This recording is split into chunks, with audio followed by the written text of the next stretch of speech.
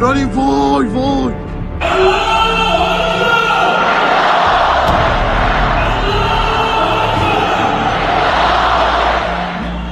9 मार्च Iran में रात 12:37 और तभी हुआ नए सर्वोच्च नेता मुश्तबा खामनई के नाम का ऐलान। तभी ईरान की दूसरी घड़ी रात 2:30 ईरान ने लॉन्च कर दिया इजराइल पर सबसे बड़ा अटैक। 2 घंटे के अंदर ईरान दागने लगा सबसे खतरनाक मिसाइल।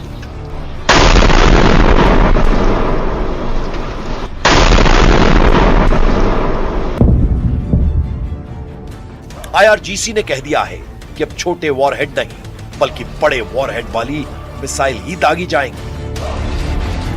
रिवॉल्यूशनरी गार्ड्स अब हर मिसाइल को 1000 किलो के वॉरहेड से लैस कर रही हैं। 1000 किलो का वॉरहेड यानी 1 टन का ऐसा बम जो जहां फटता है वहां हर चीज को धुएं और धूल में तब्दील कर देता है, जलाकर राख कर देता है। ईरान 1 टन के वॉरहेड के लिए 4 मिसाइलों का इस्तेमाल कर रहा है। पहली है खुर्रम शहर 4, दूसरी है ईमान, तीसरी है सेजल और चौथी है शाहाब 3। इन चारों मिसाइलों से अब ईरान लगातार इजराइल में सर्वनाश करने वाले अटैक कर रहा है।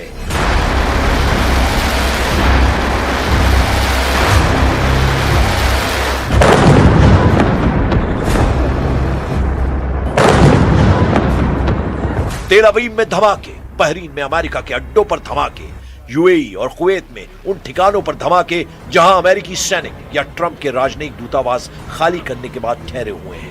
ईरान के हमलों की सुनामी चुन चुनकर अपने टारगेट को तबाह करने लगी। इन धमाकों और इन हमलों की रिपोर्ट व्हाइट हाउस पहुंची तो डोनाल्ड ट्रंप के पैरों तले जैसे जमीन खिसक गई, क्योंकि कच्चा तेल $100 का कांटा पार कर गया है।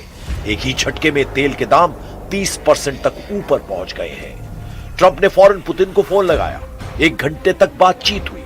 ईरान पर बात हुई, मुश्तबा खामनई पर बात हुई, तेल पर बात हुई।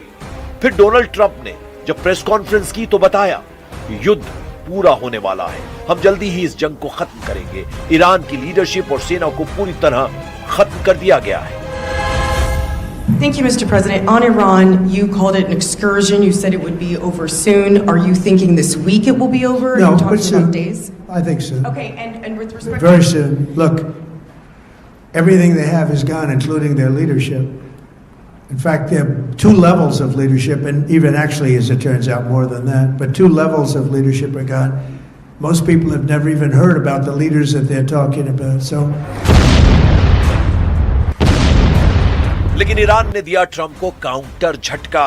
ईरान ने ऐलान कर दिया कि यह युद्ध अमेरिका और इजराइल ने शुरू किया था, लेकिन इस जंग को खत्म ईरान करेगा और इसके लिए ईरान की मिसाइल ब्रिगेड लगातार हमले कर रही है। پاسخ کلی دولت این هستش که ما که جنگ آغاز نکردیم ولی ما پایان دهنده اون خواهیم بود. एक तरफ तेल के दाम, दूसरी तरफ युद्ध का बढ़ता हुआ खर्च। अमेरिका इस वक्त अपनी आधी सेना ईरान को हराने के लिए झोंक चुका है, लेकिन तेल के खेल ने ईरान को वो ताकत दे दी है जिसकी वजह से अब वो न सिर्फ अमेरिका और इजराइल के युद्ध को कंट्रोल करने लगा है, बल्कि दुनिया में इसका कहां और क्या असर होगा इसका फैसला भी अब ईरान के हाथों में है। पुतिन ने भी कह दिया है कि दुनिया में तेल संकट शुरू हो चुका है। В прошлом году через Ормузский пролив прошло около трети мирового морского экспорта нефти, а это порядка 14 миллионов баррелей в сутки. Из них около 80% направлялись в страны Азиатско-Тихоокеанского региона. Сейчас этот маршрут фактически закрыт. Добыча нефти, которая завязана на использование пролива, рискует полностью остановиться уже в ближайший месяц.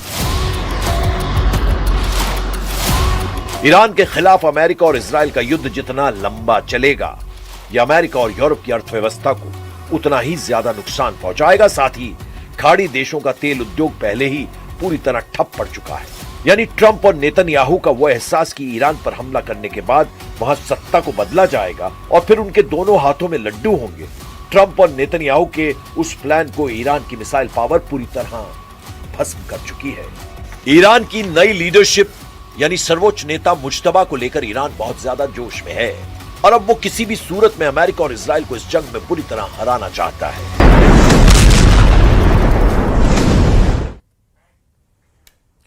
इजरायल ने ईरान पर क्लस्टर बमों से हमलों के आरोप लगा दिए हैं। प्रधानमंत्री नेतन्याहू ने धमकी दी है कि ईरान के खिलाफ अब हड्डी तोड़ हमले किए जाएंगे।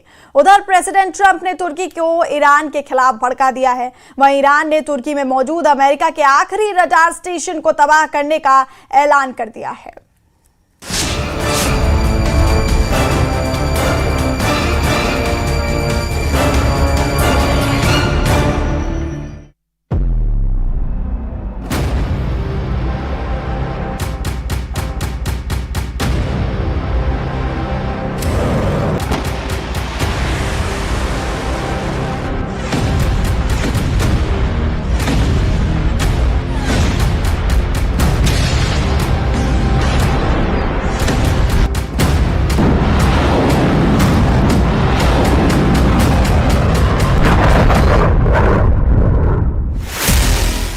नेतन्याहू ने माना युद्ध अभी खत्म नहीं हुआ। ट्रंप ने माना ईरान से युद्ध लंबा चलेगा। सऊदी अरब गिड़गिड़ाया, बंद करो लड़ाई। ईरान की धमकी, सभी दुश्मनों करो सरेंडर।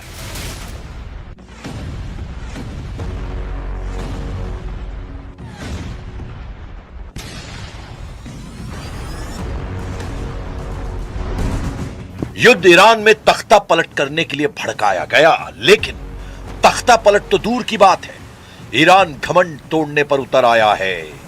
ईरान ने ऐलान किया है कि पूरी दुनिया ही क्यों ना उसके खिलाफ हो जाए, वो अमेरिका, इजराइल और उनका साथ दे रहे देशों को फोड़ना बंद नहीं करेगा। हकीकत भी यही है कि ईरान को जहां मौका मिल रहा है वो धमाकों से अपने बदले का एहसास करा रहा है। यह बहरीन में ईरान का तांडव है। यह इजराइल के हाइफा में ईरान की मिसाइलों की फायर पावर है। यह इराक के इरबिल में अमेरिकी सैन्य अड्डों पर ईरान का ढाया कहर है। यह तुर्की में अमेरिकी सैन्य अड्डों पर ईरान का धमाका है। ईरान ने साफ कर दिया है कि समझौते की कोई गुंजाइश नहीं है। खून का बदला खून से लिया जाएगा। सुप्रीम लीडर अली खामनेई की मौत का हिसाब सुपर पावर को देना ही होगा। ईरान की तरफ से कहा गया कि उस पर समझौते का दबाव बनाया जा रहा है। ट्रंप ने कई देशों को इस मिशन में लगा रखा है, लेकिन समझौते का कोई सवाल नहीं। هستند و کشورهای دیگر، کشورهای اسلامی و غیر اسلامی، اینها برخیاشون بله در واقع تمایل دارن که بیان کاری انجام بدن که این جنگ متوقف بشه و یا آتشبسی برقرار بشه. ईरान को यकीन हो चुका है कि वो जंग में बढ़त बना चुका है, क्योंकि अमेरिका जिन हथियारों का हवा बना रहा है वो धुआं धुआं हो चुके हैं। ईरान ने दावा किया है कि उसके मिसाइल हमलों में खाड़ी देशों में अमेरिका का सैन्य ढांचा ढह गया है। ईरान ने इलाके में अमेरिका के 10 बेहद आधुनिक रडार सिस्टम और महंगे ड्रोन हवाई रक्षा सिस्टम तबाह कर डाले हैं। कतर, यूएई, बहरीन, सऊदी अरब जैसे देशों पर हमलों की वजह यही रही है। ईरान पहले दिन से क्लियर माइंडसेट से युद्ध में उतरा है। अमेरिकी सेनाओं की आंख कहे जाने वाले रडार सिस्टम को फोड़ने के बाद ईरान युद्ध का नतीजा पलट सकता है। लेकिन अभी ईरान को सबसे जरूरी और मुश्किल मिशन कंप्लीट करना है। ईरान के करीब अब सिर्फ तुर्की में ट्रंप का रडार सही सलामत है, इसीलिए ईरान ने तुर्की की तरफ मिसाइलों का रुख कर रखा है।